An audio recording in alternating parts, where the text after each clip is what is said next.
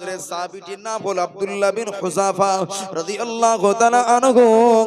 এই আব্দুল্লাহ বিন হুযাফা রাদিয়াল্লাহু তাআলা আনহু তিনি ইসলাম প্রচার করবার জন্য কিছু সাহাবীদেরকে সঙ্গে করে নিয়ে আমার ইসলাম প্রচারের জন্য বার হয়ে পড়েছেন। কিন্তু না, বাদশাহ জাহাপানার পক্ষ থেকে অর্ডার হয়ে গেল, যারা ইসলাম প্রচারের জন্য এসেছে ওদেরকে বন্দী করে আমার কাছে নিয়ে আসো। তাদেরকে বন্দী করে নিয়ে আসা হলো। প্রথমত এই আব্দুল্লাহ বিন হুযাফাকে নিয়ে আসা হলো। আব্দুল্লাহ বিন হুযাফাকে বাদশাহ জাহাপানা বললেন, এই আব্দুল্লাহ বিন হুযাফা, এখানে ইসলাম প্রচার চলবে না, ইসলাম প্রচার করা যাবে না। আব্দুল্লাহ বিন হুযাফাকে বন্দী করা হলো, তার সঙ্গী সাথীদেরকে বন্দী করা হলো। আব্দুল্লাহ বিন হুযাফাকে বলা হলো, ও আব্দুল্লাহ বিন হুযাফা, ইসলাম ছেড়ে দাও, তোমার নবীকে ছেড়ে দাও। আব্দুল্লাহ বিন হুযাফা বলে, না, আমার জীবন দিতে রাজি, ইসলাম নবীকে ছাড়তে পারবো না। জোরে বলেন সুবহানাল্লাহ। আল্লাহ সাহাবী হযরত আব্দুল্লাহ বিন হুযাফা রাদিয়াল্লাহু তাআলা আনহু এই কথাটা বলে দাঁড়িয়ে আছেন। বাদশা জাহাপানার পক্ষ থেকে অর্ডার হয়ে গেল, এ আমার সঙ্গী সাথীরা, ও আমার কর্মচারীরা, যাও বড় একটা ডেকে পানি গরম করো। সেই পানি গরম করা হলো।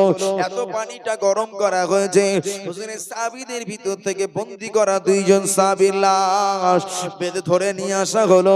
বলা হলো, এই বাদশা জাহাপানার অর্ডার হয়ে গেল, এই দুইজন ব্যক্তিকে এই ডেকের পানির মধ্যে ফেলে দাও। তারা ধরে পানির মধ্যে ফেলে দিল। ওই পানিটা এত গরম পানি, এত গরম পানি। ও আমার ভাইরা, জওয়ান যুবকেরা, ওই সাহাবীদের লাশ যেই না ওই গরম পানিতে ফেলে দেওয়া হলো, মাংস আর হাড় কাড্ডি আলাদা হয়ে গেল। হাদিস পাকে এসেছে চূরা চূরা হয়ে গেল, একেবারে খণ্ড বিখণ্ড হয়ে গোশত মাংস সব আলাদা হয়ে গেল, হাড় কাড্ডি আলাদা হয়ে গেল। ও আমার ভাইরা, জওয়ান যুবকেরা, দুইজন সাহাবীর লাশ পুড়ে গেল, জনমের মতো সিদ্ধ হয়ে মারা গেলেন। কিন্তু না, আল্লাহর হাবিবের সাহাবী আব্দুল্লাহ বিন হুযাফা চোখে পানি, চোখের মধ্যে যখন পানি দেখলো, কিছু সহচরেরা বাদশার কাছে ছুটে ছুটে চলে গেল। ও বাদশা জাহাপানা, আব্দুল্লাহ বিন হুযাফার চোখে পানি দেখেছি, মনে হয় আব্দুল্লাহ বিন হুযাফার ভয় লেগে গিয়েছে, হৃদয়টা ভয় পেয়েছে। জান, এবার তাকে ইসলাম ত্যাগ করার কথা বলুন। নবী মুহাম্মদ সাল্লাল্লাহু আলাইহি ওয়াসাল্লামকে ত্যাগ করবার কথা বলুন, মনে হয় এবার মেনে নেবে।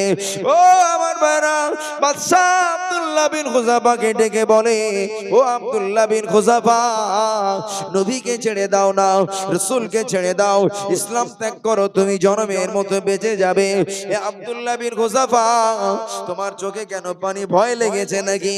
আব্দুল্লাহ বিন হুযাফা বলে, বাদশা, এ বাদশা জাহাপানা, মৃত্যুর ভয়ে কাঁদি না, মৃত্যুর ভয়ে আমি কাঁদি না।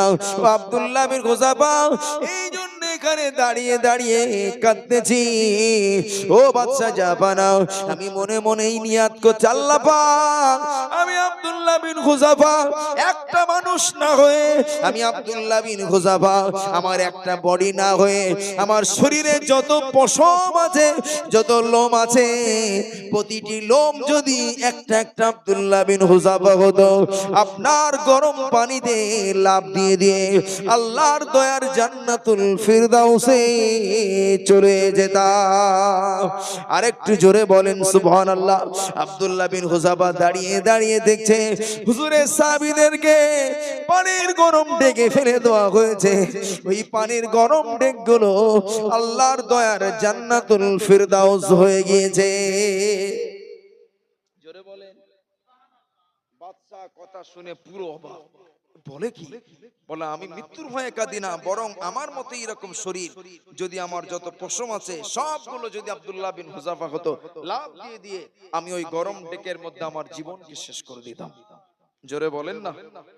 বাদশা বলল, এ আব্দুল্লাহ বিন হুযাফা, এত মজবুত ঈমান তুমি কোথায় পেলে? বলে, বাদশা জাহাপানা, আমি দেখছি আপনার গরম ডেকের পানিটা আল্লাহর দয়ার জান্নাত।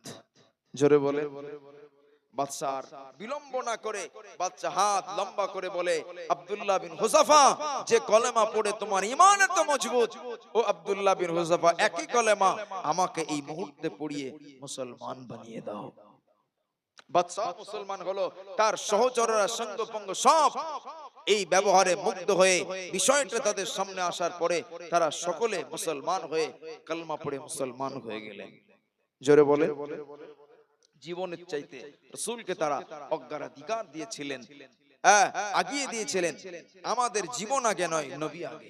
জোরে বলে।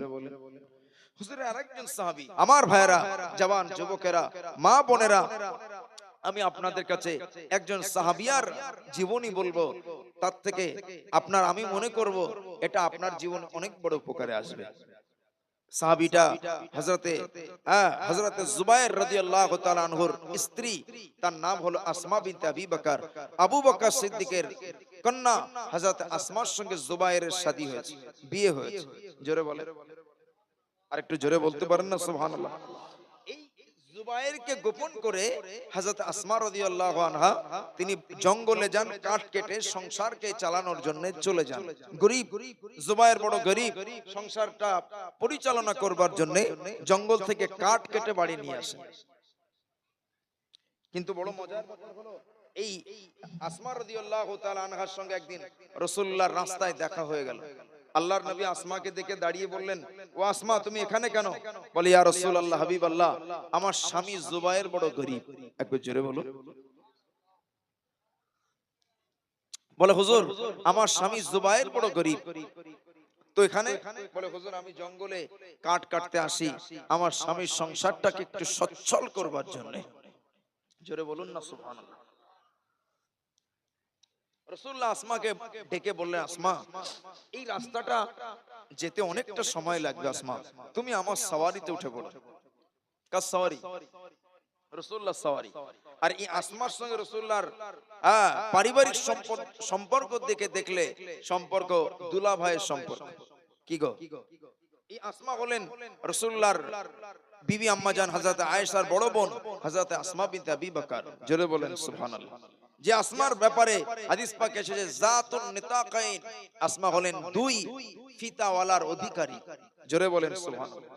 রাসূলুল্লাহ যখন হিজরত করে মক্কা থেকে মদিনাতে যাচ্ছিলেন, আবু বকর সিদ্দিকের বাড়িতে একটা মাস্কের মধ্যে কিছু পানি আর একটা পোটলায় কিছু খাওয়ার আসমা সব তৈরি করে দিলেন হুজুরের জন্য, আবু বকর সিদ্দিকের জন্য।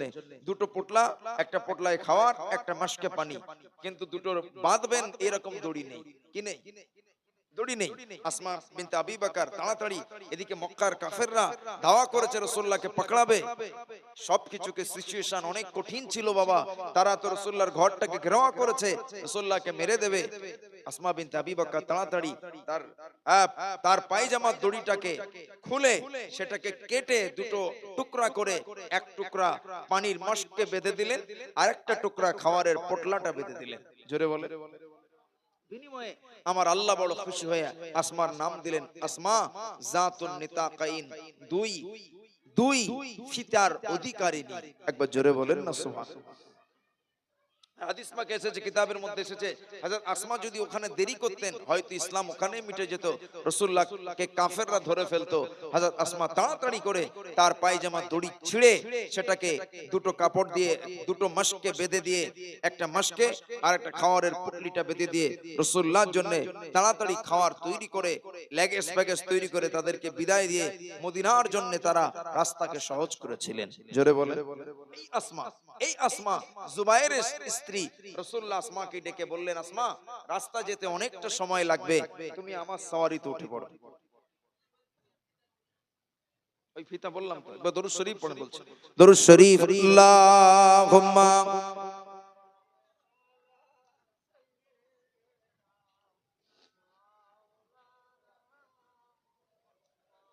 ও আলা আলি সাইয়্যিদিনা।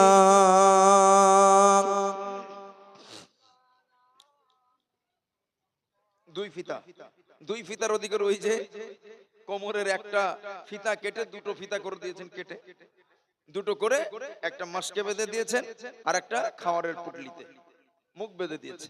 হ্যাঁ, এই জন্য দুই ফিতার অধিকারিণী। একবার জোরে বলে। আহা, এই আসমা রাস্তায় কাঠের একটা বোঝা হ্যাঁ নিয়ে তিনি হেঁটে হেঁটে যাচ্ছেন। রাসূলুল্লাহ বলছেন, আসমা রাস্তা অনেক দূর, উঠে পড়ো, সাওয়ারিতে উঠে পড়ো। জোরে বলেন না সুবহানাল্লাহ। হযরত আসমা ওই দিনে বলেছে, ইয়া রাসূলুল্লাহ, হুজুরের সঙ্গে তার দুলাভাইয়ের সম্পর্ক। ও খড়মপুরের জওয়ান যুবকেরা, ওই খড়মপুরের কোন আবাদ খড়মপুরের কোন দুলাভাইয়ের কথা বলছি না, ইনি হলেন সাইয়্যিদুল মুরসালিন, রহমাতুল লিল আলামিন, দয়ার নবী, নূর নবীর মতো আমানতদার দুলাভাই পৃথিবীতে আর আসবে নাকি? তাড়াতাড়ি বলেন, এরকম দুলাভাই আর হবে? নবীজির মতো দুলাভাই বলছে সাওয়ারিতে ওঠো। হযরত আসমার অভিমত হলো, ইয়া রাসূলুল্লাহ, হাবিবাল্লাহ, ইয়া রাসূলুল্লাহ, হাবিবাল্লাহ, হুজুর আপনি আমাকে আপনার সাওয়ারিতে উঠতে বলবেন না, আমি আসমা আপনার সাওয়ারিতে উঠতে পারবো না। হুজুর আমার স্বামী জুবায়ের বড় গয়রতমন্দ, আমার স্বামী জুবায়ের বড় গয়রতমন্দ, আত্মমর্যাদাশীল ব্যক্তিত্ব। আমার স্বামী এটা অপছন্দ করেন, আমি আমার স্বামীর আমার স্বামী এটা অপছন্দ করেন। কোন পর পুরুষের সঙ্গে আমি আসমা কথা বলবো, কোন পর পুরুষের গাড়িতে সাওয়ারিতে উঠবো, এটা আমার স্বামী বড় পছন্দ করেন। হুজুর আপনি বেয়াদবি মাফ করুন, আমি আসমা আমার স্বামীকে আমি অসন্তুষ্ট করতে পারি না। হুজুর আমি আসমা আমার স্বামীকে অসন্তুষ্ট করতে পারি না, আমি এই সাওয়ারিতে উঠতে পারবো না। হযরত আসমা রাদিয়াল্লাহু তাআলা আনহা তিনি রাসূলুল্লাহ সাওয়ারিতে উঠলেন না। কোটি কোটি কদমে বাড়িতে পৌঁছে যে গোটা ঘটনাটা তার স্বামী জুবায়েরের কাছে গল্প করলেন, গোটা ঘটনাটা বললেন, স্বামী গো এই হয়ে গেছে। জোরে বলেন না সুবহানাল্লাহ। হযরত জুবায়ের বললেন, ও আসমা এটা কেমন করে তুমি ভাবলে, এটা কেমন করে তুমি চিন্তা করলে, তুমি আমার দয়ার নবীর সাওয়ারিতে উঠবে, আমি জুবায়ের তাতে অসন্তুষ্ট হবে, এটা কেমন করে ভাবলে? এ আসমা তুমি যদি আমার নবীর সাওয়ারিতে উঠতে, আমি জুবায়ের আরো খুশি হয়ে যেতাম। জোরে বলেন সুবহানাল্লাহ। হযরত আসমা বলেন, ও আমার প্রাণের স্বামী জুবায়ের, জানি না আপনি অসন্তুষ্ট হয়ে যান কিনা, জানি না আপনি নারাজ হয়ে যান কিনা, এই জন্য আমি আসমা আপনার সাওয়ারিতে, আমি রাসূলুল্লাহ সাওয়ারিতে উঠি নাই। ও আমার জওয়ান যুবকেরা, এইটুকু ঘটনা থেকে, এইটুকু হাদিসের বারাত থেকে আমাদের মা বন্দিগণকে শিক্ষা নেওয়া উচিত।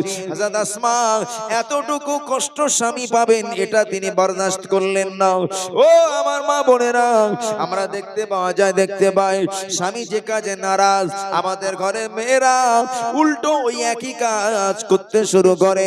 আমরা দেখি এই সমাজে দেখি স্বামী অসন্তুষ্ট পরপুরুষের সঙ্গে আমার স্ত্রী কথা বলবে, এটা আমি ভালোবাসি না, কিন্তু না ওই স্ত্রীটা আরো বেশি করে পরপুরুষের সঙ্গে কথা বলে, মনে হয় যেন ওর আপন ভাইয়ের সঙ্গে কথা বলছে।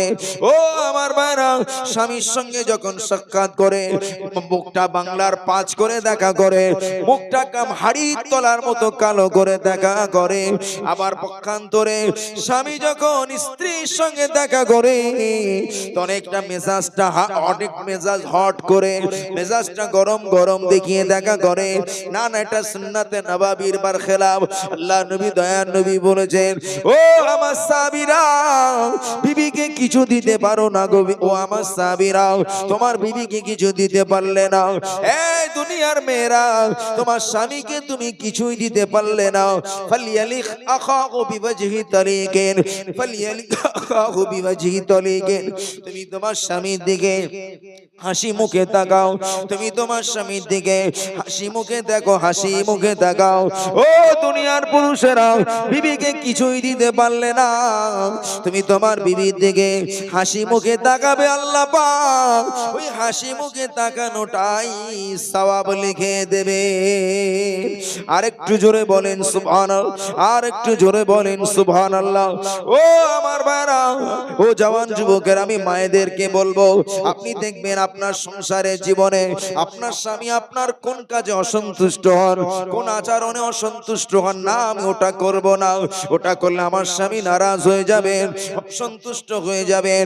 পক্ষান্তরে একটা স্বামীকে অ্যানালাইসিস করতে হবে, আমি কোন কাজ করলে আমার স্ত্রী দুঃখিত হবেন, মনটা খারাপ করবেন, আমার উপরে রাগ দেখাবেন, ওটা আমাকে করা যাবে না, ওটা আমাকে করলে চলবে না। আল্লাহ নবী, দয়ার নবী, মায়ার নবী, রহমাতুল লিল আলামিন বলেছিলেন, ও আমার সাহাবীরা, পাঁচটা বিবাহিতা রমণী এক জায়গায় জমা হয়েছে। দেখবেন পাঁচটা খড়মপুরের মেয়ে এক জায়গায় পানি নিতে গিয়েছে, এক জায়গায় আমার ভাইরা বাসন মাজতে মাজতে বিভিন্ন বুবুদের সঙ্গে দেখা হয়েছে, জায়েদের সঙ্গে দেখা হয়েছে। কথায় কথায় তারা আলোচনা করে, তাদের সুখ দুঃখের কথা আলোচনা করে, একে অপরের মধ্যে শেয়ার করে। ও আমার ভাইরা, আল্লাহ নবী বলেছেন, তার স্বামীর অনুপস্থিতিতে কোনো বিবাহিত রমণী যদি তার স্বামীর প্রশংসা করে, স্বামীর ভালো গুণকে নিয়ে আলোচনা করে, আমি আল্লাহ নবী বলছি ওই স্বামীটা হলো জান্নাতি। জোরে বলে। আপনি ওখানে নেই, আপনার স্ত্রী আপনার পিছনে আপনার নামে ভালো গুণ গায়, হুজুর বলেছেন ওই স্বামীটা জান্নাতি। জোরে বলে। আপনি ওখানে নেই, কিন্তু পৃথিবীর কোন নারী চায় না আমার স্বামীর নামে বদনাম করে তাকে অপমানিত করব। জোরে বলে। হ্যাঁ, কিন্তু তারপরেও আপনার আচরণে, আপনার ব্যবহারে, যে কোনো দিক দিয়ে হোক না কেন, আপনি এত কষ্ট দিয়েছেন, না পেরে তার পাশের অন্য বুবুদের সঙ্গে সে আপনার ওই দুঃখের কথাটা শেয়ার করলো, জানিস বোন, আমার স্বামীর ব্যবহারটা ভালো না, সে আচরণটা ভালো করে না, তার আচরণে আমি দুঃখিত, আমি কষ্ট পাই। হুজুর বলছেন এই স্বামীটা হলো জাহান্নামী। জোরে বলেন নাউজুবিল্লাহ। আর একটু জোরে বলতে পারেন না নাউজুবিল্লাহ। ও মেয়েরা, ও আমার জওয়ান যুবকেরা, হুজুর এতটুকু বলে ক্ষান্ত হলেন না। আল্লাহ নবী, দয়ার নবী বলে, ও আমার সাহাবীরা, পাঁচটা বিবাহিত পুরুষ এক জায়গায় জমা হয়েছে, কাজে গিয়েছে, কর্মে গিয়েছে। পাঁচটা বিবাহিত পুরুষ একই সঙ্গে আলোচনা করতে করতে, সুখ দুঃখের কথা আলোচনা করতে করতে, পাঁচটা বিবাহিত পুরুষ যদি তার বিবির প্রশংসা করে, তার বিবির ভালো গুণ গায়, জানিস তোদের ভাবির আচরণটা খুবই ভালো, ওর আচরণটা খুব মনোমুগ্ধকর আচরণ, আমি ওর আচরণ ব্যবহারে খুশি সন্তুষ্ট। আল্লাহ নবী, দয়ার নবী বলেছেন, ও আমার সাহাবীরা, ও আমার সাহাবীরা, ওই স্বামীটাও হলো, ওই স্ত্রীটাও হলো জান্নাতি, ওই বিবিটাও হলো জান্নাতি। হুজুর পরেই বলেছে, ও আমার সাহাবীরা, পাঁচটা বিবাহিত পুরুষ এক জায়গায় জমা হয়েছে, জমা হতে হতে কেউ দুঃখের কথা বলে, সুখের কথা বলে, তাদের মাঝখান থেকে কোন পুরুষ যদি বলে, জানিস না তোর ভাবির আচরণটা তো খারাপ, ওর আচরণ আমার ভালো লাগে না, ওর আচরণে আমি অসন্তুষ্ট, আমি নারাজ। আল্লাহ নবী বললেন, ও আমার সাহাবীরা, পৃথিবীর জমিনে কোন জাহান্নামী পুরুষ যদি, জাহান্নামী রমণী যদি দেখতে যাও, ওই মহিলাটার দিকে তাকিয়ে দেখো, তার স্বামী তার নামে দুর্নাম করে, বদনাম করে, তার আচরণে অসন্তুষ্ট হয়ে বাইরের ছেলেদের সঙ্গে গল্প করে। আল্লাহ নবী বলছেন, ওই মেয়েগুলো হলো জাহান্নামী, ওই স্বামীগুলো হলো জাহান্নামী। আর একটু জোরে বলেন নাউজুবিল্লাহ। ও আমার ভাইরা, জওয়ান যুবকেরা, মা বোনেরা, আমার ভাইরা, আল্লাহ নবী বলতে বলতে বললেন, যে সংসারে স্বামী স্ত্রীর দাম্পত্য জীবনে ভালোবাসা লুকিয়ে আছে, মহব্বত লুকিয়ে আছে, যে দাম্পত্য জীবনের ভিতরে অনেক সুখ লুকিয়ে আছে, আনন্দ লুকিয়ে আছে, ভালোবাসা লুকিয়ে আছে, আমি রাসূলুল্লাহ বলি ওই সংসারটা হলো জান্নাতের সংসার। যে সংসারে ঝামেলা লেগে আছে, মারামারি দাঙ্গা হাঙ্গামা লেগে আছে, হুজুর বলেছেন ওই সংসারটা হলো জাহান্নামের একটা গর্ত সংসার। ও ছেলেরা, মা বোনেরা, জওয়ান যুবকেরা, ও আল্লাহর বান্দা বান্দিরা, আল্লাহ নবীর বিবি আম্মা জান হযরত আয়েশা বলতেন, আমার রাসূলুল্লাহর পরিবারে অর্থ ছিল না, টাকা ছিল না, অনেক বেশি সম্পদ ছিল না। আমি আয়েশা বলি, আমাদের ভিতরে আর আমার রাসূলুল্লাহর ভিতরে, আমাদের দাম্পত্য জীবনের ভিতরে আল্লাহ অপরন্ত ভালোবাসা দান করেছিলেন। আরেকটু জোরে বলেন সুবহানাল্লাহ। আম্মা জান হযরত আয়েশা বলেন, আল্লাহ নবী, দয়া নবী, আমি আয়েশা গ্লাসের যেখানে ঠোঁট দিয়ে পানি পান করতাম, আল্লাহ নবী, দয়া নবী, তিনি দেখে দেখে আমার ঠোঁট রাখার স্থানে আমার দয়ার নবী ঠোঁটটা রেখে পানি পান করতেন। আমি আয়েশা, আমি যে হাড়গুলো হাড়গুলোকে, গোশতের হাড়গুলো চুষে চুষে দস্তারখানে ফেলে দিতাম। আল্লাহ নবী, দয়ার নবী ঘাটটা উঠিয়ে তিনি চুষতে শুরু করতেন। আম্মা জান আয়েশা বলতে, ইয়া রাসূলুল্লাহ, আপনি এত লোভী, এত ছোঁসা যে আমার ফেলে দেওয়া হাড় হাড্ডিটা আপনি চুষছেন। ও আমার ভাইরা, আল্লাহ নবীর আচরণে আম্মা জান সন্তুষ্ট হয়ে তিনি বলেন, আমার রাসূল আমাকে এত ভালোবাসে, আমি আয়েশা আল্লাহ নবী ঠিক যেখানে ঠোঁট দিয়ে পানি পান করতেন, আমি আয়েশাও ঠিক সেখানে ঠোঁট দিয়ে পানি পান করতাম। আর একটু জোরে বলেন সুবহানাল্লাহ। আম্মা জান হযরত আয়েশা রাদিয়াল্লাহু আনহা হুজুর যে হাড়গুলোকে চুষে চুষে দস্তারখানের উপরে ফেলে দিতেন, আম্মা জান আয়েশা ওই হাড়গুলোকে উঠিয়ে উঠিয়ে তিনিও চুষতে শুরু করতেন। আম্মা জানকে রাসূলুল্লাহ বলতেন, ও বিবি আয়েশা, তুমি তো আমাকে না ছোঁসা বলতে, আমাকে লোভী বলতে না। আম্মা জান বলতে, ইয়া রাসূলুল্লাহ, এই আদর্শ আপনার কাছ থেকে আমি শিখেছি। আপনি আমার হাড় হাড্ডি ফেলে দেওয়া হাড় হাড্ডি চোষেন, আমি আয়েশা আপনার ভালোবাসায় মুগ্ধ হয়ে আপনার ফেলে দেওয়া হাড় হাড্ডিটাকে আমি আয়েশা চুষতে শুরু করি। আরেকটু জোরে বলেন সুবহানাল্লাহ, আরেকটু জোরে বলেন সুবহানাল্লাহ। ও আমার ভাইরা, ও জওয়ান যুবকেরা, মা আয়েশা সিদ্দিকা রাসূলুল্লাহকে কত ভালোবাসতে। হুজুর আমার একটি, আমার ভাইরা, হুজুর আমার গোসল করার জন্য আমার ভাইরা বসে পড়েছেন, ডেকচিতে পানি আছে। ও আমার ভাইরা, হুজুর একটা টুলে হুজুর বসে বসে গোসল করছেন, ওই টুলের একটি পায়া আম্মা জান হযরত আয়েশার পায়ের উপরে পড়ে গেল। পা ফেটে চৌচির হয়ে রক্ত গড়িয়ে গড়িয়ে চলে যায়। হুজুরের গোসলের পানির সঙ্গে রক্ত ভেসে চলে যায়। হুজুর বলেন, রক্ত কোথাকার রক্ত? আম্মা জান আয়েশা বলে, ইয়া রাসূলুল্লাহ, হাবিবাল্লাহ, হুজুর আমি আয়েশা আমার পায়ের আঙ্গুলের উপরে আপনার বসার টুলের একটা পায়া আমার পায়ের আঙ্গুলের উপরে পড়ে গিয়েছে।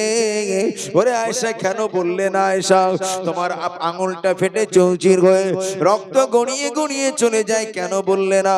আম্মা জান আয়েশা বলে, ইয়া রাসূলুল্লাহ, এই টুলের পায়াটা যদি আমি আয়েশা আমার কলিজার উপরে যদি পড়ে যেত, আমার কলিজাটা ফেটে চৌচির হয়ে যদি রক্ত বার হয়ে আমি আয়েশা মারা যেতাম, মরে যেতাম, তারপর আপনার টুলের পায়াটা নাড়াতে বলতাম না। জোরে বলেন না। হুজুরের কাছ থেকে শিক্ষা পেয়ে আম্মা জান হযরত আয়েশা হুজুরকে এত ভালোবেসেছিলেন। হুজুরের বিবি বলেন, আমার হুজুরের পরিবারটা ছিল গরাবতী পরিবার, কিন্তু ভালোবাসা লুকিয়ে ছিল অনেক বেশি। জোরে বলেন না। আমার ভাইরা, আম্মা জান আয়েশা বলছে, মা শাবিয়া আল মুহাম্মাদিন, হুজুরের পরিবার এত দরিদ্র পরিবার। হুজুরের পরিবার দুদিন অনাব্রত মিন খুবজি শাঈর, জবের আটার রুটি, মুতাতাবিআইন হাত্তা কবিজা রাসূলুল্লাহ সাল্লাল্লাহু আলাইহি ওয়াসাল্লাম, দুদিন অনাব্রত জবের আটার রুটি আমরা পান খেতে পারিনি তৃপ্তি সহকারে। দুদিন ধারাবাহিক পেট ভরে জবের আটার রুটি খেয়েছে, এরকম আমাদের মনে পড়ে না। হাত্তা কবিজা রাসূলুল্লাহ, এমন করে রাসূলুল্লাহ বিদায় নিয়েছিলেন। জোরে বলেন। তাহলে বোঝা গেল সংসারে যথেষ্ট ফকর ফাঁকা অভাব ছিল, কিন্তু আম্মা জান বলেন পরিবারটা ছিল ভালোবাসা দিয়ে ঘেরা। জোরে বলেন। অনেক টাকা, আপনার অনেক অর্থ, বিরাট বাড়ি, বিরাট গাড়ি, বিরাট বালাখানা সব আছে, স্বামী স্ত্রীর মিল নেই। বাবা, সংসারে সব আছে কিন্তু শান্তি নেই। কি গো, ওইটা কি ভালো? মনে হয় আল্লাহ যদি তুমি উঠিয়ে নিতে অন্তত কবরে যে শান্তি পেতাম। কথা ঠিক না? পয়সা নেই, দরিদ্র সংসার, স্বামী স্ত্রী ভালোবাসা মহব্বত দিয়ে ভরা, কি গো, এর মতো শান্তি আর পৃথিবীতে আর কোথাও আছে? কোথাও নেই। ছেলেরা, জওয়ান যুবকেরা, ও আল্লাহর বান্দা বান্দিরা, আমি আপনাদের কাছে তিনটি ভালোবাসার আলোচনা করলাম। চলুন আমাদের মূল মাকসাদের দিকে এগিয়ে যাব। বাবাজি, সামাজিকতার দিকে লক্ষ্য করে আমি আপনাদের কাছে বাস্তব কয়েকটি কথা হাদিসের রেফারেন্স দিয়ে আপনাকে বোঝানোর চেষ্টা করলাম। চলুন 4 নম্বর ভালোবাসা। ও আল্লাহর বান্দা বান্দিরা, এই ভালোবাসা, আমরা নবীর উম্মত, আমরা রাসূলকে ভালোবাসবো, আমরা নবীকে ভালোবাসবো। এই ভালোবাসাটার এই ক্যাটাগরি কি? মুহাদ্দিসরা লিখেছেন হিয়াল মুহাব্বাতুল্লাতী তাতাআল্লাকু বিল জালাল। এই ভালোবাসাটা হলো ঈমানি ভালোবাসা। জোরে বলেন সুবহানাল্লাহ। আমরা হুজুরের উম্মত নবীকে ভালোবাসবে, উম্মত নবীকে মুহাব্বত করবে। এই ভালোবাসাটা হলো ঈমানের সঙ্গে তাল্লুক রাখে, ঈমানের সঙ্গে সম্পর্ক রাখে। বাবাজি, আপনাদের কাছে ইতিপূর্বে তিনটি ভালোবাসার ব্যাখ্যা শুনিয়েছি, বলেছি বা সন্তান পিতা মাতাকে ভালোবাসবে, পিতা মাতা সন্তানকে ভালোবাসে, স্বামী স্ত্রী, স্ত্রী স্বামী, উভয় পক্ষে ভালোবাসা হয়। বাবা, এই তিনটি ভালোবাসা আমি যে আলোচনা রাখলাম। আর 4 নম্বর ভালোবাসা, উম্মত নবীকে ভালোবাসবে। এই ভালোবাসার মাঝখানে সন্তানের ভালোবাসা আসলে থাকতে পারবে না, বাবার ভালোবাসা, মায়ের ভালোবাসা টিকতে পারে না, স্বামী স্ত্রীর ভালোবাসা থাকতে পারে না। সব ভালোবাসাকে উপেক্ষা করে উম্মতকে নবীকে ভালোবাসতে হবে। এই ভালোবাসাটা হলো ঈমানের ভালোবাসা। জোরে বলেন, আরেকটু জোরে বলেন। এই যে তিনটে ভালোবাসার কথা বলেছি, রাসূলুল্লাহর ভালোবাসা মাঝখানে এসে হাজির হয়ে গেল, তিনটে ভালোবাসা গায়েব হয়ে গেল। হুজুরের ভালোবাসা সবার আগে। জোরে বলেন, এই আরো জোরে বলেন না। আপনার কাছে আমি দৃষ্টান্ত দিচ্ছি বাবা। হুজুর মক্কা থেকে মদিনাতে যাচ্ছেন। কোথায়? মক্কা শরীফ থেকে মদিনায় হিজরত করে যাচ্ছেন। বাবা, মক্কার মদিনার মেয়েরা খাজুর গাছের চাটাই দিয়ে তাদের ঘর বাঁধা ছিল। তারা বলে আমরা খাজুর গাছের ওই আমাদের ঘরের যে বেড়া ছিল, আমার খাজুর গাছের চাটাইয়ের মাঝখান দিয়ে ফাঁক দিয়ে আমরা এক নজর উকি মেরে তাকিয়ে থাকতাম, কখন আমাদের নবী মদিনাতে আসবেন। জোরে বলেন, কখন আমাদের রাসূলুল্লাহর আগমন হবে আমরা দেখব। মদিনার বাচ্চারা সব রাসূলুল্লাহর জন্য দিওয়ানা, পাগল পারা। মদিনার জওয়ান যুবকেরা বাচ্চাদেরকে নিয়ে রাস্তায় যেয়ে অপেক্ষারত দাঁড়িয়ে থাকতেন, কখন আমাদের নবী আসবেন। জোরে বলেন। একটা ছোট বাচ্চা ছেলে, বাচ্চা সাহাবা, সে তার আব্বার হাত ধরে মদিনার রাস্তায় কয়েকদিন দাঁড়িয়ে আছে, রাসূলুল্লাহ আসেন না। একদিন জিজ্ঞেস করে, আব্বা রাসূলুল্লাহ কবে আসবেন? বলে, বাবা অপেক্ষা করো, হুজুর আসবেন। জোরে বলেন। একদিন দাঁড়িয়ে আছেন, বাচ্চা ছেলেটা আব্বার হাত ধরে দাঁড়িয়ে আছেন, নজর করে দেখলো দূর থেকে রাসূলুল্লাহ আসছেন। জোরে বলেন। ওই বাচ্চা ছেলেটা তার আব্বার হাতটাকে ছেড়ে দিয়ে চিনি মেরে ছুটে রাসূলুল্লাহর দরবারে চলে গেলেন। আসসালাতু ওয়াসসালামু আলাইকা ইয়া রাসূলুল্লাহ, হাবিবাল্লাহ, আমি আপনাকে অনেক বেশি ভালোবাসি। জোরে বলেন। হুজুর আমি আপনাকে অনেক ভালোবাসি। ও বাবা, তুমি আমাকে এত ভালোবাসো হুজুর, আজ কয়েকদিন আপনার জন্য আমি দাঁড়িয়ে দাঁড়িয়ে অপেক্ষা করছি, কখন আপনি মদিনাতে আসবেন। জোরে বলেন। হুজুর বললেন, বাবা তুমি যে আমাকে বলছো ভালোবাসো, মহব্বত করো, এর কি নিদর্শন কি আছে? এই ভালোবাসা আমি বুঝবো কিভাবে? বলে, হুজুর আপনি আমাকে এমন কিছু আদেশ করুন, ফালা আসি লাকা, আপনার আদেশকে আমি অমান্য করব না। জোরে বলেন। আপনি আমাকে আদেশ করুন, ওই কাজটা আমি করে দেখাবো, তবেই তো আপনি বুঝবেন আমি আপনাকে ভালোবাসি। জোরে বলেন। আপনি আমাকে আদেশ করুন, ওটা আমি করে দেখাবো। আপনি হুজুর বললেন, এই আমার বাচ্চা সাহাবা, হুজুর রসিকতা করে বললেন, তোমার আব্বা ওই যে দূরে দাঁড়িয়ে আছে, যাও তো তোমার আব্বার গর্দানটা কেটে আমি রাসূলুল্লাহ আমার কাছে নিয়ে আসতে বললাম, আমি বুঝবো তুমি আমাকে ভালোবাসো। কি গো ভালোবাসা? হুজুর যে বাচ্চাটাকে বলেছেন, হুকুমটা কি খুব সহজ না কঠিন? কথা বলে না। তুমি যে আমাকে ভালোবাসো বলছো, ওই যে তোমার আব্বা দাঁড়িয়ে, তোমার আব্বার গর্দানটা কেটে আমার কাছে নিয়ে আসতে বললাম, আমি রাসূলুল্লাহ বুঝবো তুমি আমাকে ভালোবাসো। হাদিসের রওয়ায়াতে লেখা হয় যে বাচ্চা ছেলেটা কোনো কথা নয়, ছুটে আব্বা দিকে চলে গেল, আব্বার গর্দানটাকে কাটবার জন্য ছুটে চলে গেল। আল্লাহর নবী পিছন দিক দিয়ে ডাকলেন, ও বাবা সাহাবা, ও আমার বাচ্চা সাহাবা, আর তুমি যাবে না বাবা, তোমার আব্বার গর্দানটা কাটতে যাবে না। আমি আল্লাহ নবী, দয়ার নবী, ওয়ালাম উবাসু বিকাতিয়াতির ইমিন, ওয়ালাম উবাসু বিকাতিয়াতির ইমিন, বললেন, ও বাবা ছেলে, আমি রাসূলুল্লাহ, আমি বাপ বেটার সম্পর্ক ছিন্ন করার জন্য প্রেরিত হয়নি। আমি রাসূলুল্লাহ বাপ বেটার সম্পর্ক আলাদা করবার জন্য আসেনি রে বাবা, বরং আমি রাসূলুল্লাহ বাপ বেটার সম্পর্ক তৈরি করতে এসেছি। আরেকটু জোরে বলেন সুবহানাল্লাহ। হুজুর বাচ্চা ছেলেটাকে নিজের দিকে ডেকে বললেন, ও বাবা ছেলে, আমি বুঝে নিয়েছি রে বাবা, তুই আমাকে অনেক বেশি ভালোবাসিস, তুই আমাকে অনেক বেশি মহব্বত করিস।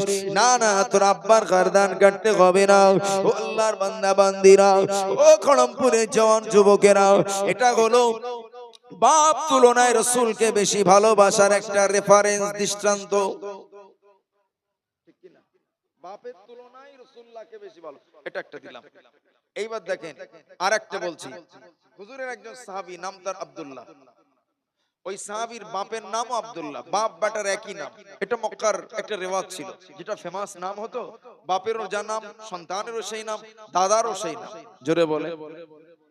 এই ফাতেমা, এই ফাতেমা এত ফেমাস নাম, নানিরও নাম ফাতেমা, মেয়েরও নাম ফাতেমা, তার বাচ্চার নামও ফাতেমা। আমি ইতিহাসে দেখেছি, ঐতিহাসিকরা লিখেছেন, এত ফেমাস নাম ফাতেমা, আর সবার একই নাম।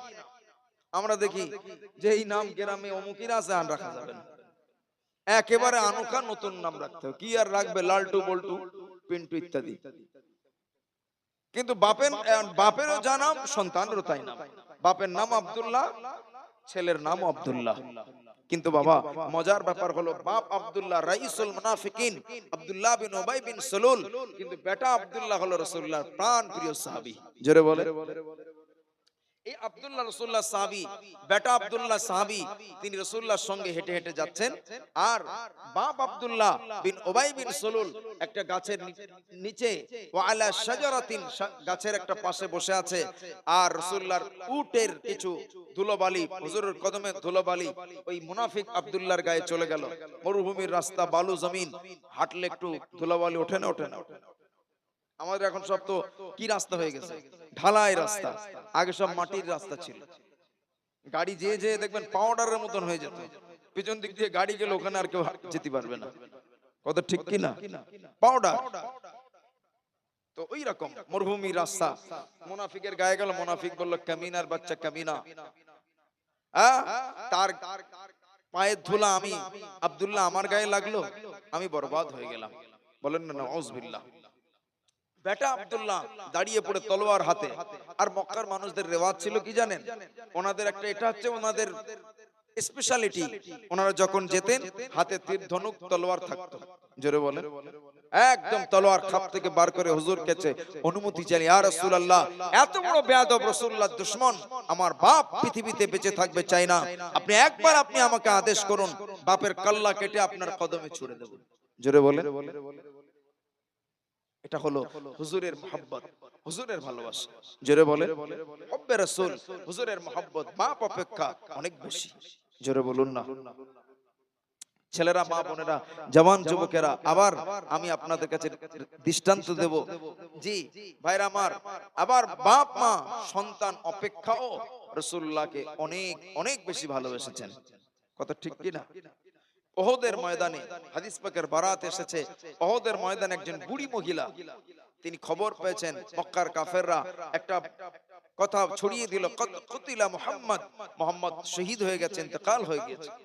কথাটা যখন ছড়িয়ে গেল, মহিলার কানে খবর এসেছে রাসূল ইন্তেকাল করেছেন। ছুটে ছুটে ওহদের ময়দানের দিকে ছুটতেছেন। কিছু মানুষের সঙ্গে দেখা হয়ে গেল, ও মহিলা কোথায় যাও? বুড়ি মহিলাটা বলে, আমি ওহদের ময়দানে যাচ্ছি। কেন? বলে, শুনেছি রাসূলুল্লাহ নাকি ইন্তেকাল করেছেন। বলছি, সেটা তো শুনতে পেয়েছো, কিন্তু তুমি কি শুনেছো ওই জিহাদের ময়দানে তোমার সন্তান বিদায় নিয়েছে? জোরে বলে। আর একটু জোরে বলা যাবে না সুবহানাল্লাহ? হ্যাঁ। মেয়েটা বলে, আমার সন্তান চলে গিয়েছে ওটা বাদ দাও, আমার নবীর খবরটা কি আমাকে আগে বলো। জোরে বলে। ওই ব্যক্তিগুলো বলে আমার আপনার নবীর খবর তো বলতে পারবো না। মহিলাটা আরেকটু ছুটতেছেন, ছুটতে ছুটতে শুনতে পেলেন তারা বলে মহিলা কোথায় যাও, কোথায় চলে যাও? বলে আমি ওহদের ময়দানের দিকে যাচ্ছি। তারা বলে ও মহিলা তুমি কি শুনেছো ওহদের ময়দানে তোমার বড় ভাই শহীদ হয়ে গিয়েছে? মহিলাটা বলে সেটা যাই যাক, অসুবিধা নাই, একবার বলো বলো আমার নবীর কোনো খবর আছে? তারা বলে খবর বলতে পারবো না। আরো ছুটতেছেন, ছুটতে ছুটতে রাস্তার মধ্যে কিছু মানুষের সঙ্গে দেখা হয়ে গেল। তারা বলে মহিলা কোথায় যাও? মহিলাটা বলে আমি ওহদের ময়দানে যাচ্ছি। ও মহিলা খবর পেয়েছো এই ওহদের ময়দানে তোমার স্বামী বিদায় নিয়েছে? মহিলাটা বলে আমার স্বামীর কথাটা আগে নয়, স্বামীর কথাটা পিছনে রাখো, আগে বলো আমার নবী কেমন আছে, আমার নবীর খবরটা আমাকে শোনাও না। তারা বলে তোমার নবীর খবর তো বলতে পারবো না। মহিলাটা সঙ্গে সঙ্গে ছুটে ছুটে আল্লাহ নবী, দয়ার নবী, মায়ার নবী রাহমাতুল লিল আলামিনের খবর নেওয়ার জন্য ওদের ময়দানে চলে গিয়েছেন। ওদের ময়দানে যে খবর নিলেন, সাহাবীরা বলে না না আল্লাহর হাবিব এখনো হায়াতে বেঁচে আছেন, হুজুর ইন্তেকাল হয়ে যাননি। ওই মহিলাটা জবান নাড়িয়ে নাড়িয়ে বলে, সাহাবীরা বলেন এই জিহাদের ময়দানে তোমার স্বামী বিদায় নিয়েছে, তোমার বাচ্চা শহীদ হয়েছে, তোমার বড় ভাই জনমের মতো শহীদ হয়েছে। মহিলাটা বলে কুল্লু মুসিবাতিন বাদান নবী সাল্লাল্লাহু আলাইহি ওয়াসাল্লাম সাহালুন। বাপ চলে গিয়েছে এটা একটা ছোট্ট মুসিবত আমার কাছে, সন্তান চলে গিয়েছে এটা আমার কাছে ছোট্ট মুসিবত, আমার বড় ভাই চলে গিয়েছে এটা আমার কাছে ছোট্ট মুসিবত, আমার নবীকে আমি পেয়ে গিয়েছি। কুল্লু মুসিবাতিন বাদান নবী সাল্লাল্লাহু আলাইহি ওয়াসাল্লাম সাহালুন। আমার নবীকে জিন্দা পেয়েছি, বাপ চলে যাওয়ার বেদনা, সন্তান চলে যাওয়ার বেদনা, স্বামী চলে যাওয়ার বেদনা, ভাই চলে যাওয়ার বেদনা আমার কাছে সহজ হয়ে গিয়েছে। আরেকটু জোরে বলেন সুবহানাল্লাহ। ও আমার মা বোনেরা, আমি আপনাদের কাছে দৃষ্টান্ত দিলাম, সন্তান অপেক্ষা স্বামী অপেক্ষা রাসূলকে ভালোবেসেছেন। ও আমার মা বোনেরা, আরো দৃষ্টান্ত দিলে বক্তব্য লম্বা হয়ে যাবে। হুজুরের আরেকজন সাহাবীর কথা বলি, ঈমান মজবুত হবে। সাহাবীটির নাম হলো হযরত হানজালা রাদিয়াল্লাহু তাআলা আনহু। বাসর রাত, শাবাবে জুফাফের রাত, ফুল সজ্জার রাত, শাবাবে জুফাফের রাত, বিবি আর স্বামী আনন্দের রাতে খোশ গল্পতে মশগুল, খোশ আনন্দেতে মশগুল। স্বামীর ঘরে স্বামী আর স্ত্রী আনন্দে মশগুল। এমনি সময়ে যুদ্ধের দামামা বেজে গিয়েছে। ওদের ময়দানে আল্লাহর নবী, দয়ার নবী ডাক দিয়েছেন। যুদ্ধের দামামাটা যে না বেজে গিয়েছে, হানজালার কানে যুদ্ধের দামামার আওয়াজটা ভেসে আসলো। ওই সময় হযরতে হানজালা আপন বিবি, নতুন বিবিকে বিদায় সালাম দিলেন। ও আমার বিবি, বিদায় সালাম গ্রহণ করো। হতে পারে এটা তোমার সঙ্গে প্রথম দেখা, এটা দুনিয়ার জমিনে হতে পারে বিদায় দেখা। আল্লাহ নবী আমাকে জিহাদের ময়দানের জন্য ডাক দিয়েছেন। ও আমার বিবি, আমি হুজুরের সাহাবী হানজালা, আর এক মুহূর্ত তোমার কাছে সময় দিতে পারবো না, এক সেকেন্ড সময় আমি নষ্ট করতে পারবো না। বিবিকে বিদায় সালাম দিয়ে কোনো কথা না বলে সোজা ওদের ময়দানে চলে গেলেন। কাফের বেঈমান বেদিনদের সঙ্গে লড়াই করতে করতে হানজালা এক পর্যায়ে শহীদ হয়ে গেলেন। হানজালা বিদায় নিলেন।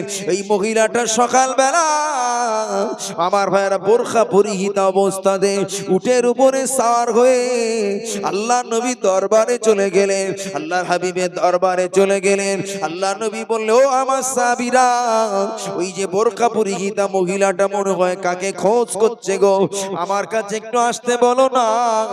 আল্লাহ নবী, দয়ার নবী বললেন ও মা কি ব্যাপার? মেয়েটা বলে ইয়া রাসূলুল্লাহ, হুজুর আপনি আমাকে চিনতে পারবেন কিনা জানি না, হুজুর আপনি আমাকে আমার স্বামী হানজালার সঙ্গে শাদী দিয়েছিলেন, বিবাহ পড়িয়েছিলেন, হুজুর আমার স্বামী কোথায়? হুজুর আমার স্বামী কোথায়? আল্লাহ নবী বলে বিবি, ও হানজালার বিবি, তোমার স্বামী ওহদের ময়দানে শহীদ হয়ে গিয়েছে, ওহদের সরজমিনে তার শহীদ হয়ে গিয়েছে। হানজালার বিবি বলে ইয়া রাসূলুল্লাহ স্বামী চলে গিয়েছে দুঃখ নাই, স্বামী চলে গিয়েছে কষ্ট নাই, হুজুর আপনার কাছে একটি কথা বলতে এসেছে। আমার স্বামী আমার সঙ্গে গতকালের রাতটা ছিল শাবাবে জুফাফের রাত, ফুল সজ্জার রাত, বাসর রাত, কত আনন্দ করেছি, কত খুশ গল্প করেছি। হুজুর আমার স্বামীর উপরে গোসলটা ফরজ ছিল, কিন্তু যুদ্ধের দাম আমার আওয়াজটা ভেসে আসায় আমার স্বামী কাল বিলম্ব না করে, সময়টা লম্বা না করে সোজা ওদের ময়দানে এসে শহীদ হয়ে গিয়েছেন। হুজুর শহীদদের লাশটাকে গোসল দেওয়া হয় না, শহীদের লাশগুলোকে গোসল দেওয়া হয় না। হুজুর এই জন্যে আপনার কাছে আমি বলতে এসেছি, আমার স্বামীকে বিনা গোসলে যেন আপনি দাফন করবেন না, আমার স্বামীকে বিনা গোসলে যেন আপনি দাফন দেবেন না। আমার স্বামীর উপরে গোসল ফরজ। আল্লাহ নবী, দয়ার নবী, মায়ার নবী, রহমাতুল লিল আলামিন বললেন, ও আমার সাহাবীরা, গোটা ওদের ময়দানটা চিরুনি তল্লাশি করে আমার হানজালার লাশটা কোথায় পড়ে আছে আমার কাছে নিয়ে আসো। সাহাবীরা হানজালা হুজুরের লাশটাকে খুঁজবার জন্য গোটা ওদের ময়দানটা চিরুনি তল্লাশি করে খুঁজলেন, কোথাও আমার হানজালা হুজুরের লাশ খুঁজে পাওয়া গেল না। সাহাবীরা বিমুখ হয়ে ফিরে এসে বলেন, ইয়া রাসূলুল্লাহ, হাবিবাল্লাহ, হানজালা হুজুরের লাশ খুঁজে পেলাম না। হুজুর বড় চিন্তিত হয়ে গেলেন, হুজুর বড় পেরেশান হয়ে গেলেন। আল্লাহ পাক জিবরাইলকে বললেন, ও আমার ফেরেশতা জিবরাইল, আমার হাবিব হানজালার জন্য চিন্তিত, যাও যাও আমার হাবিবকে যে বলো আমি আল্লাহ পাক আমার হানজালার উপরে খুশি হয়ে, আমি আল্লাহ পাক আমার হানজালার উপরে সন্তুষ্ট হয়ে হানজালার উপরে গোসল ফরজ। এই জন্য আল্লাহর রহমতের মালাইকারা হানজালাকে ওহদের ময়দান থেকে টেনে নিয়ে হানজালাকে আল্লাহর দয়ার জান্নাতে ফাগাসালাতুহু মিম্মা ইত্তাসনিম, তাসনিম নহরের, জান্নাতি নহরের পানি দিয়ে হানজালাকে ফেরেশতারা গোসল দিচ্ছে। নারায়ে তাকবীর, নারায়ে তাকবীর। হানজালা হুজুর দুনিয়াতে বিবিকে ছেড়ে রাসূলকে অগ্রাধিকার দিয়েছেন, বিনিময়ে তার গোসল কোথা হচ্ছে? জান্নাতে তাসনিম নহরের পানি দিয়ে। জোরে বলেন না সুবহানাল্লাহ। জিবরাইল এসে খবর দিয়ে, হুজুর হানজালাকে দুনিয়ার জমিনে খুঁজে পাওয়া যাবে না, আল্লাহর জান্নাতে উঠে নিয়ে ফাগাসালাতহু মিম্মা ইত্তাসনিম, তার গোসলের ব্যবস্থা করা হয়েছে, ফেরেশতারা তার গোসল দিচ্ছেন। গোসল হয়ে গেলে আপনার হানজালাকে আপনার কাছে ফিরিয়ে দেওয়া হবে। জোরে বলেন না সুবহানাল্লাহ। আর একটু জোরে বলা যায় না সুবহানাল্লাহ? ছেলেরা, মা বোনেরা, জওয়ান যুবকেরা, ও আমার আবাদ করমপুরের নওজওয়ানেরা, আল্লাহ নবীর ভালোবাসা মোহাম্মতের কারণে উত্তর প্রদেশের কিছু মানুষেরা লিখেছিল, আই লাভ মুহাম্মদ সাল্লাল্লাহু আলাইহি ওয়াসাল্লাম। এই কথাটা লিখবার কারণে তাদেরকে জেল দেওয়া হয়েছে, শাস্তি দেওয়া হলো। ও আমার ভাইরা, এটা তো লেখা বাবাজি, এটা তো লিখে ভালোবাসা। তবে বাবাজি, একটা মানুষ হুজুরকে ভালোবেসে, দুনিয়ার মানুষ হুজুরকে ভালোবেসে যদি আই লাভ মুহাম্মদ লেখার কারণে জেলে ভরে দেওয়া হয়, আমি বলি বাবা, জেলে দিয়ে নবীর ভালোবাসা কাড়া যাবে না, জেলে দিয়ে নবীর ভালোবাসা ছিনিয়ে নেওয়া যাবে না, নবীর ভালোবাসাকে কেড়ে নেওয়া যাবে না। কারণ নবীর ভালোবাসা ইমানদারের হৃদয়ের সঙ্গে। ইমানদার সন্তান অপেক্ষা নবীকে ভালোবাসে, বাপ অপেক্ষা নবীকে ভালোবাসে, বিবি বাচ্চা অপেক্ষা ভালোবাসে শুধু নয়, সন্তান, বিবি, বাচ্চা সব অপেক্ষা শুধু নয়, নিজের জীবন অপেক্ষা উম্মত তার রাসূলকে বেশি ভালোবাসে। জোরে বলেন সুবহানাল্লাহ। তার জীবনটাও যদি চলে যায়, উম্মত জীবন দিতে রাজি, লেকিন নবী দিতে রাজি নয়। একটু জোরে বলুন সুবহানাল্লাহ। আর একটু জোরে বলেন সুবহানাল্লাহ। ওই একই উহুদের ময়দানে আল্লাহ নবী একজন সাহাবীকে দায়িত্ব দিয়েছিলেন। ওই সাহাবীটির নাম হলো হযরতে যায়েদ, যিনি রাসূলুল্লাহর পোষা ছেলে ছিল। হযরতে যায়েদ বলেন, আল্লাহ নবী, দয়ার নবী আমাকে দায়িত্ব দিয়েছিলেন, ও বাবা যায়েদ, যাও যাও ওদের শহীদ হওয়া লাশগুলোকে জমা করো, খাস করে লিতালাবি সাদ ইবনে রবি। যাও যাও ওই ওদের ময়দানে আমার সাদ ইবনে রবির খবরটা একটু নিয়ে নাও, আমার সাদ ইবনে রবি কেমন আছে একটু দেখো নাও। হযরত সাইদ বলেন আল্লাহর নবী আমাকে বললেন আমার সাদ ইবনে রবি কেমন আছে দেখবার খবরটা নিয়ে এসো। আল্লাহর নবী সাহাবী যায়েদ বলেন আমি ওদের ময়দানের দিকে ছুটতেছি, আল্লাহর নবী পিছন দিক দিয়ে ডাকলেন ও বাবা যায়েদ একটু দাঁড়িয়ে যাও, বাবা যায়েদ দাঁড়িয়ে যাও। যায়েদ দাঁড়িয়ে গেলেন, ইয়া রাসূলুল্লাহ হাবিবাল্লাহ, হুজুর বলুন বলুন। আল্লাহ নবী বললেন ও বাবা যায়েদ তুমি আমার আমার আমার আমার সাদ ইবনে রবির কাছে যাচ্ছ। আমার সাদ ইবনে রবি ওদের ময়দানে যদি জিন্দা থাকে জীবিত থাকে আমি রাসূলুল্লাহ আমার পক্ষ থেকে আমার সালামটা তাকে শুনিয়ে দেবে। জোরে বলেন, আরেকটু জোরে বলেন সুবহানাল্লাহ। হযরত যায়েদকে রাসূলুল্লাহ আবার ডাক দিয়ে বললেন ও বাবা যায়েদ আমার সাদ ইবনে রবি যদি জিন্দা থাকে আমি রাসূলুল্লাহ বলি তার অবস্থা সম্পর্কে জিজ্ঞাসা করবে কাইফা তাজিদু, কেমন আছো তুমি, এই অবস্থাটাকে তোমার কেমন লাগে। একটু যাও যাও আমার যায়েদ আমার সাদ ইবনে রবিকে কাফের বেঈমান বেদিনেরা আমার ভাইরা 70 থেকে 72টা তীর মেরে আমার সাদ ইবনে রবিকে ঝাঁঝরা করে দিয়েছে, গোটা শরীরটা জখম হয়ে গিয়েছে। আমার সাদ ইবনে রবি ওদের ময়দানে রক্তাক্ত শরীরে পড়ে আছে। আমার সাদ ইবনে রবি যদি জীবিত থাকে আমার পক্ষ থেকে সালামটা শুনিয়ে তার কাছে জিজ্ঞাসা করবে ভাই সাদ এই অবস্থাটা তোমার কাছে কেমন লাগে, কাফেরদের তীরের আঘাতে এত জ্বালা যন্ত্রণা এটা তোমার কাছে কেমন লাগে। আল্লাহর হাবিবের সাহাবী যায়েদ রাদিয়াল্লাহু তাআলা আনহু বলেন আমি ছুটে ছুটে রাসূলুল্লাহ দুটি বার্তা ওই সাদ ইবনে রবির কাছে খবর দেওয়ার জন্য ছুটে ছুটে চলে গেলাম, কোথাও খুঁজে পাই না। আমি দেখলাম একেবারে ও ময়দানের বিভিন্ন শহীদদের লাশ টপকে টপকে দেখলাম একটা কিনারাতে আল্লাহর হাবিবের সাহাবী সাদ ইবনে রবির লাশটা পড়ে আছে।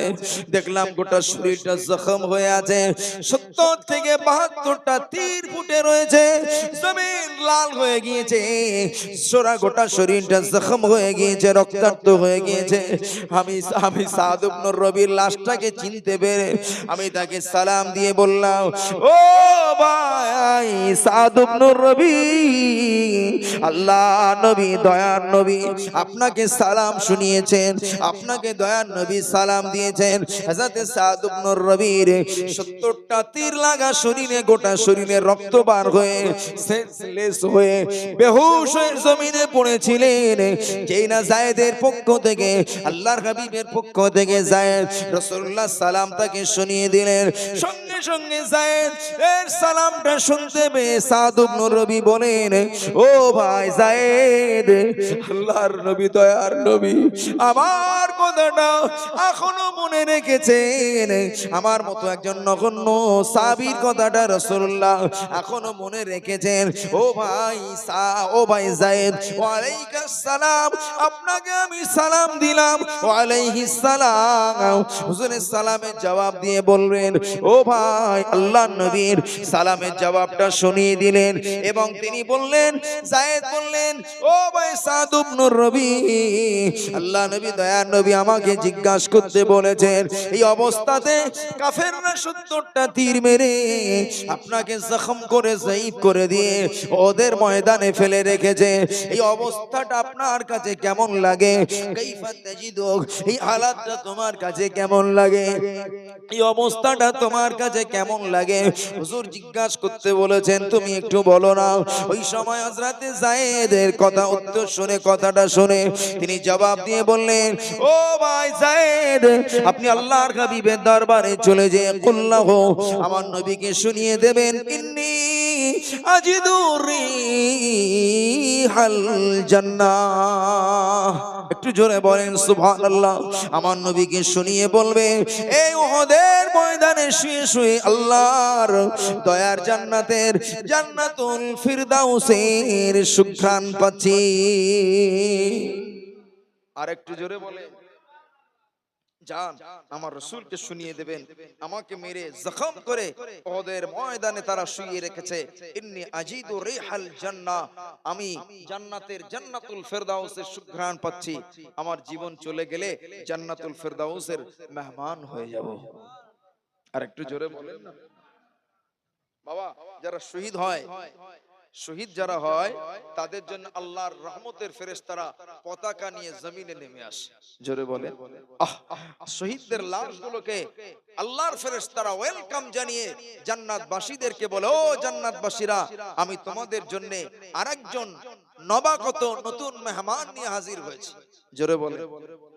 এই জন্য বাবা যারা শহীদ হয়, রাসূলুল্লাহ আল্লাহর কোরআন আল্লাহ পাক জানিয়েছেন, যারা শহীদ হয়, শহীদ বান্দা বান্দা শহীদ যারা হয় বাবা, এরা শহীদ হওয়ার পরে আল্লাহ কোরআন পাকে বলেছে, এই শহীদরা তারা আল্লাহর কাছে দোয়া করে বলে, আল্লাহ আমরা শহীদ হয়ে যে মর্যাদা পেয়েছি, আমার পিছনের ভাইয়েরা যারা দুনিয়াতে বেঁচে আছে, আল্লাহ ওদেরকেও শহীদ করে আপনি শাহাদাতের মর্যাদা দান করেন।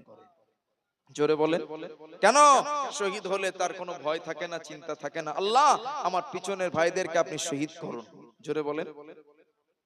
হুজুরের একজন সাহাবী, নাম তার জাবের। কি নাম?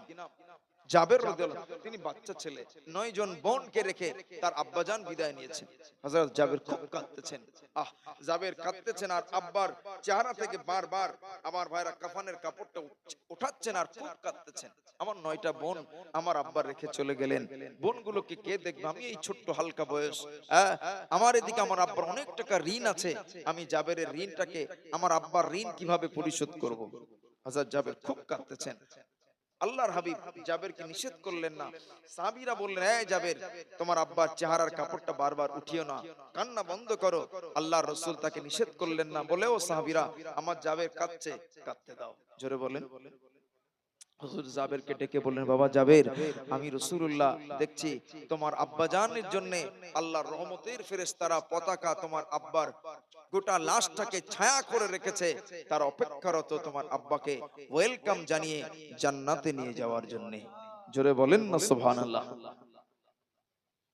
ছেলেরা, মা বোনেরা, জওয়ান যুবকেরা, ও আল্লাহর বান্দা বান্দিরা, ও আমার মা বোনেরা, আমার ভাইরা, যে কথা বলছিলাম সাদ ইবনে রবি জীবন নিয়ে তার টানা কাজা হচ্ছে বাবা, কিন্তু না না, নবীর ভালোবাসায়, নবীর মোহাব্বতে যেই না সালাম শুনেছেন রাসূলুল্লাহর পক্ষ থেকে সালাম, একেবারে তিনি চাঙ্গা হয়ে গেলেন।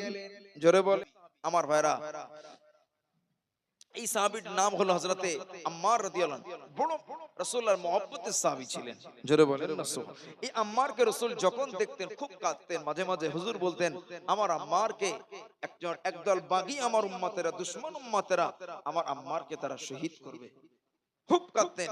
ইবনে মাজাহ শরীফে হাদিস পাক এসেছে। এই হাদিস পাকটা আমার উস্তাদ মুহতারাম পড়াতে পড়াতে চোখ দিয়ে পানি বার হয়ে গেছে। আম্মারের ব্যাপারে হুজুর ভবিষ্যৎবাণী করেছে, আমার আম্মারকে বেঈমান আমার কিছু বাকি উম্মতেরা মেরে দেবে। আমার ভাইরা, এই আম্মার রাদিয়াল্লাহু তাআলা আনহুর মাকে সুমাইয়াকে আবু জাহাল শহীদ করেছিল, তার আব্বা ইয়াসিরকে শহীদ করেছিল। আম্মারকে ধরেছে, এই আম্মার, তুই যদি তোর নবীকে না ছাড়িস, কালেমা না ছাড়িস, তোর বাপ মায়ের মতো তোর জীবনটাকে শেষ করে দেব।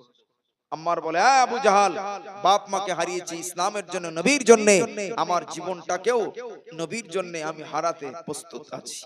জোরে বলেন। আবু জাহালের রক্ত মাথায় উঠে গেল, মেজাজ গরম হয়ে গেল। আম্মারের গোটা শরীরে, জ্যান্ত শরীরে আগুন লাগিয়ে দিয়েছে, ছটপট ছটপট করছে। আল্লাহর হাবিবের সাহাবী আম্মার এক মুহূর্তের জন্য তারপরও কলেমা ছাড়ে না। কেন? তার কারণ হলো আমার ভাইরা, তার ভিতরে রাসূলুল্লাহর মহব্বত। জোরে বলেন। ছুটছেন মরুভূমির রাস্তায়, কাঁদতে কাঁদতে ছুটতেছেন, কেউ তাকে বাঁচাতে আসে না। আল্লাহর রাসূল পিছন দিক দিয়ে বললেন, ইয়া নারু কুনি বারদাও ওয়া সালামান আলা আম্মারিন, হে আগুন, তুই আমার আম্মারের জন্য ঠান্ডা শীতল হয়ে যা, কামা কুনতি আলা ইব্রাহিম, যেমন আমার দাদা ইব্রাহিমের জন্য তুমি ঠান্ডা হয়ে গিয়েছিলে। জোরে বলেন।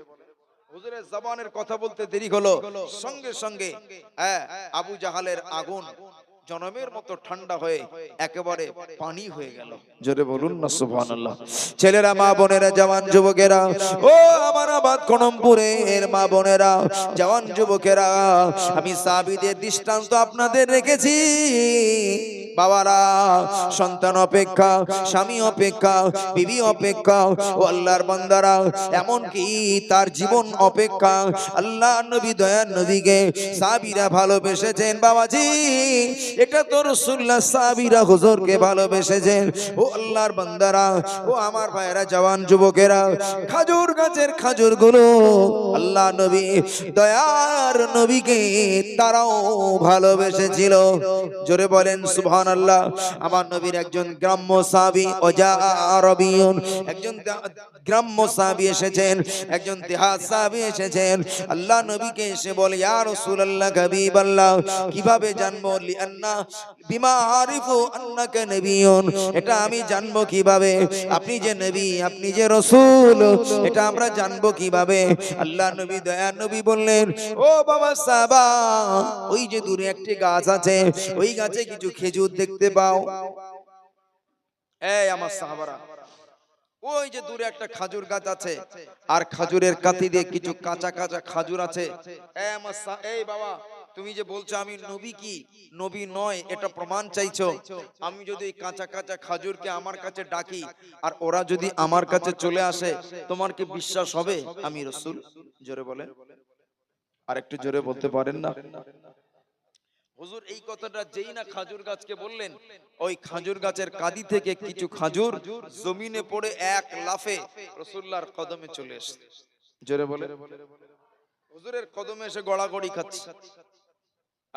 গ্রাম্য সাহাবীটি বলছে, গ্রাম্য ব্যক্তিটি বলছে, হুজুর আর আপনাকে প্রমাণ দিতে হবে না, আপনি বারহাক আল্লাহর পয়গম্বর। জোরে বলে। হুজুর বললেন, এই ইরজি ইলান নাখলা, যাও তোমরা তোমাদের কাদি মায়ের কাছে চলে যাও। তোমার মায়ের কাছে চলে যাও, কাঁচা কাঁচা খাজুর যেখান থেকে এসেছিল সেখানে চলে যাও। জোরে বলে। আর আমাদের জলসা হলে কি হয়? বাপ মা পয়সা দে, যা বাজার থেকে পেজি পাঁপড় খাওয়ার দাওয়ার নিয়ে আয়, জলসা হচ্ছে, যা ওখান থেকে ঘুরে আয়। কিন্তু রাসূলুল্লাহর মহব্বতে খাজুরের কাদি মা বলছে, এই রাসূল ডেকেছে, যা ওখানে যা, আজকে মাহফিল হচ্ছে। বাপ মা যদি ওদের টুপিটা পর, পাঞ্জাবিটা পরে মাহফিলে যা, নবীর মাহফিলে যে কিছু ওয়াজ নসিহত শুনবি। কথা ঠিক কি না? খাজুর গাছ সে তার বাচ্চাকে রাসূলের জন্য ছেড়ে দিয়েছে, কিন্তু আমরা আমাদের বাচ্চাকে দুনিয়ার জন্য ছেড়ে দিয়েছি। ছেলেরা, মা বোনেরা, জওয়ান যুবকেরা, ও আল্লাহর বান্দা বান্দিরা, নবীর মহব্বতে খাজুর গাছের একটা মৃত খাজুর গাছ, আল্লাহ নবী ওই উস্তুনে হান্নানাতে হেলান দিয়ে হুজুর খুতবা দিতেন। আল্লাহ হাবিবের সাহাবীরা নবীকে একটা নতুন মিম্বার বানিয়ে দিলেন। ওই উস্তুনে হান্নানাটা সিয়াহাস সাবি, হাদিস পাকে এসেছে বাবা, কচি বাচ্চাকে যখন মায়ের কোল থেকে জোর করে টেনে ছিনিয়ে নেওয়া হয়, ওই বাচ্চাটা চিল্লে চিল্লে ফুপিয়ে ফুপিয়ে কাঁদে, দুঃখের কান্না কাঁদে।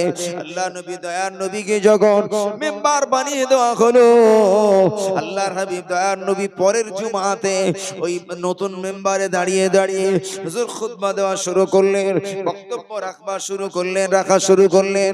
এমন সময়ে এই মৃত উস্তুনে হান্নানা খাজুর গাছটা এত কান্না কাঁদে, সিয়াহাস সাবি, কচি বাচ্চার মতো কাঁদে, ফুপিয়ে ফুপিয়ে দুঃখের কান্না কাঁদতেছে। আল্লাহ নবী দয়ার নবী মিম্বার থেকে নেমে পড়ে ওই খেজুর গাছটাকে নিজের বুকের সঙ্গে আলিঙ্গন করলেন, নিজের বুকের সঙ্গে জড়িয়ে ধরলেন। সাহাবীরা বলেন, আল্লাহ নবী দয়ার নবী যদি মিম্বার থেকে নেমে পড়ে ওই খেজুর গাছটাকে নিজের বুকের সঙ্গে না জড়িয়ে ধরতেন, ওই খেজুর গাছটা নবীর বিরহে, নবীর মহব্বতে কিয়ামত পর্যন্ত কাঁদতে থাকতো। আর একটু জোরে বলেন সুবহানাল্লাহ। আজও যারা হাজী সাহেবরা যেতেন বাবা, ওই খাজুর গাছের কান্নাটা তারা শুনতে পেত, ওই খাজুর গাছের রোনাজারি করাটা তারা শুনতে পেত। ও খড়মপুরের নওজওয়ানেরা, ও যুবকেরা, নবীকে ভালোবাসুন, মহব্বত করুন, তবে ভালোবাসাটা বাবা শুধু মুখে মুখে বলে হবে না, ব্যানার দিয়ে লিখে হবে না। নবীর ভালোবাসাটা হৃদয়ে জায়গা দিতে হবে, বাস্তবে রূপ দিতে হবে। নিজের জীবনে যদি বাস্তবে রূপ দিতে পারি, আমি আপনাদের ভাই জাহাঙ্গীর বনে যাব বাবা, আপনি অধিকাংশ বড় বড় রোগ থেকে আল্লাহ আপনাকে বাঁচিয়ে নেবেন। অধিকাংশ বড় বড় বিমার থেকে আল্লাহ পাক বাঁচিয়ে নেবেন। কেন না বাবা, আমি আপনার কাছে রেফারেন্স দেব, দৃষ্টান্ত দেব। খলিফাতুল মুসলিমিন হযরত ওমরের জামানায় বিদেশ থেকে বড় একটা ডক্টরের ক্যাম্প বসেছে। মদিনার মানুষদেরকে ফ্রিতে মেডিকেল দেবে, চিকিৎসা দেবে। ও আমার ভাইরা, মদিনার জমিনে 1 মাস লম্বা সময় ধরে তারা বসে আছে, কিন্তু মক্কা মদিনার কোনো পরপুরুষ, মদিনার কোনো নারী, কোনো পুরুষ কেউ তাদের চিকিৎসালয়ে চিকিৎসা হতে এলো না। তাদের মেডিকেল ফ্রি ক্যাম্পে কেউ চিকিৎসা হতে এলো না। তুলবি গুটিয়ে নিয়ে খলিফাতুল মুসলিমিন ওমরের দরবারে চলে যেয়ে বলেন, ও খলিফাতুল মুসলিমিন ওমর, আপনি আমাদেরকে বিদায় দিন, আপনি আমাদেরকে বিদায় দিন। খলিফাতুল মুসলিমিন ওমরকে তারা বলে, ও হযরত খলিফাতুল মুসলিমিন ওমর, আমরা বিদেশের বিভিন্ন জায়গাতে ফ্রি মেডিকেল ক্যাম্প করে মানুষকে চিকিৎসা দিয়েছি, মানুষকে চিকিৎসা দিয়ে পারি না, কিন্তু আজ 1 মাস মদিনার জমিনে আমরা ফ্রি ক্যাম্প খুলে বসে আছি। গোটা মদিনার কোন পরপুরুষ, বাচ্চা, শিশু কেউ এলো না চিকিৎসা হতে। কি ব্যাপার ওমর, কি ব্যাপার বলেন না? হযরত ওমর বলেছিলেন, ও বিদেশের ডক্টর বাবুরা, মদিনার মানুষদের ভিতরে কোনো রোগ নাই, তাদের মধ্যে কোনো রোগ নাই, কেননা মদিনার মানুষেরা নবী পাকের সুন্নাত অনুযায়ী জীবন যাপন করে। জোরে বলেন সুবহানাল্লাহ। এর ভিতরে সূরা সুন্নাত জিন্দা আছে, হুজুরের সুন্নাত অনুযায়ী এদের জীবন অতিবাহিত করে, যার কারণে মদিনার মানুষদের ভিতরে কোনো রোগ নাই। একটু জোরে বলুন সুবহানাল্লাহ। ও আমার ভাইরা, আল্লাহ নবী, দয়ার নবী বলেছিলেন, ও আমার সাহাবীরা, আমি রাসূলুল্লাহ বলে গেলাম, আমার উম্মত দুটি জিনিস থেকে মেহরুম হবে। একটি হলো আল ফারাগা, একটি হলো অবসরতা, আর একটা হলো আসিহা, একটি হলো সুস্থতা। না না, আমার উম্মতেরা অসুস্থতা আছে যাবে, সুস্থতার নেয়ামত থেকে বঞ্চিত হবে। আর আমার উম্মতেরা ফারাগাত তথা অবসরতা পাবে না। দেখবেন আমাদের কাজের শেষ নেই। দুলাভাইয়ের জন্য বড় হাঁস কিনে রেখেছে, দুলাভাই তুমি কবে আসবে? শীতকাল রাজা হাঁস রেখেছি, তোমার জন্য জবাই করব, খাওয়াবো, ভালো মন্দ খাওয়াবো। দুলাভাই বলে, রে শালারা, কাজের জ্বালায় সময় পায় না, কবে যাব? এত মানুষ ব্যস্ত, রাস্তাঘাটে ব্যস্ত, দোকানপাটে ব্যস্ত, ডাক্তারখানায় ব্যস্ত। দা বাবাজি, এত মানুষ আমরা ব্যস্ত। হুজুর বলেছেন, আমার উম্মতের ব্যস্ততার নেয়ামত থেকে তারা বেঁচে থাকবে না, এই নেয়ামত থেকে বঞ্চিত হবে। তারা ব্যস্ত থাকবে, সব সময় ব্যস্ত থাকবে।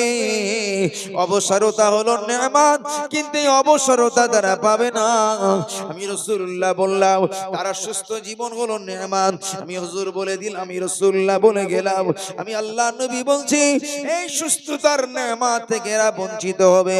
তবে বাবাজি, হুজুরের সুন্নাতে জিন্দেগি যদি বাস্তবে রূপ দেওয়া যায়, অনেক রোগ থেকে আল্লাহ বাঁচিয়ে রাখবেন, আল্লাহ পাক সুস্থতা জীবন দান করবেন। তবে হুজুরের কথা যে বাস্তবে মিলে যাচ্ছে না, যায় না।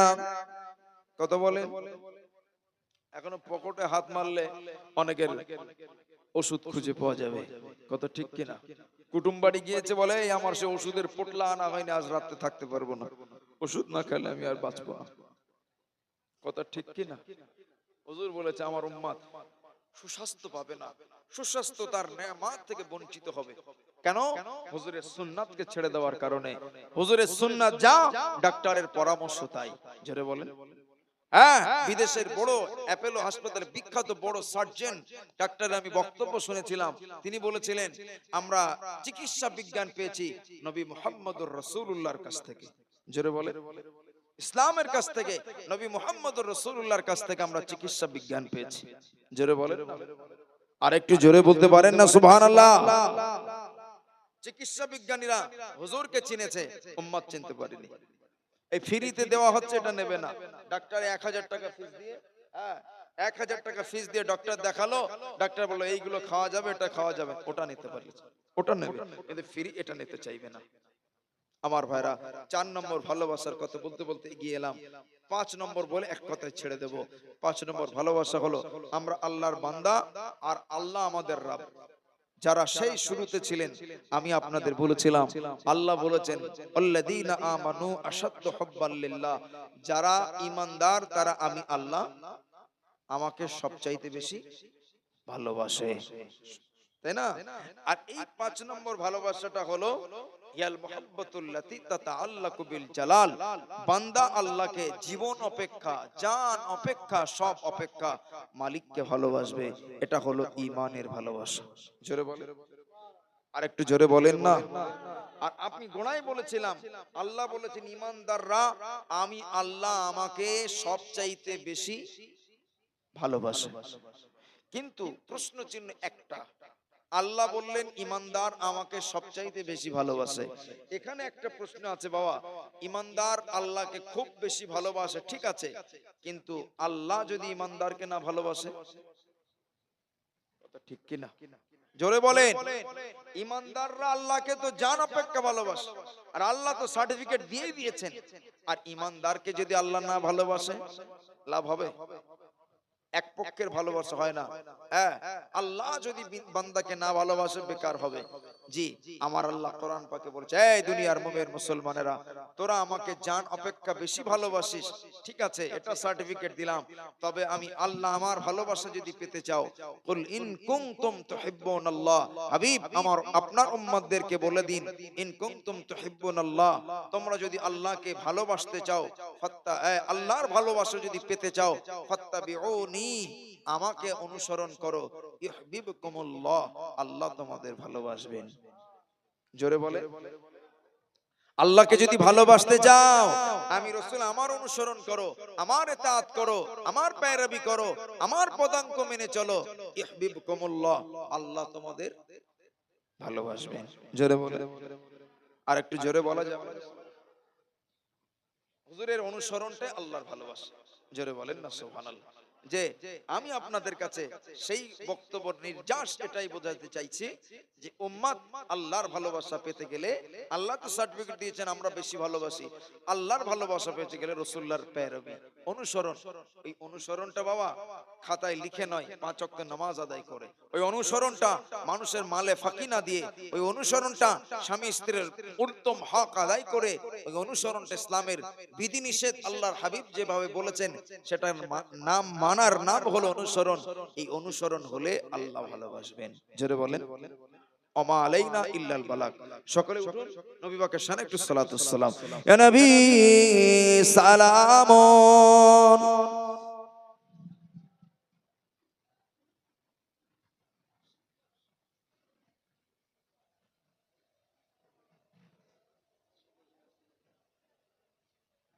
সামনের দিকে আগিয়ে আসুন, এসে বসুন।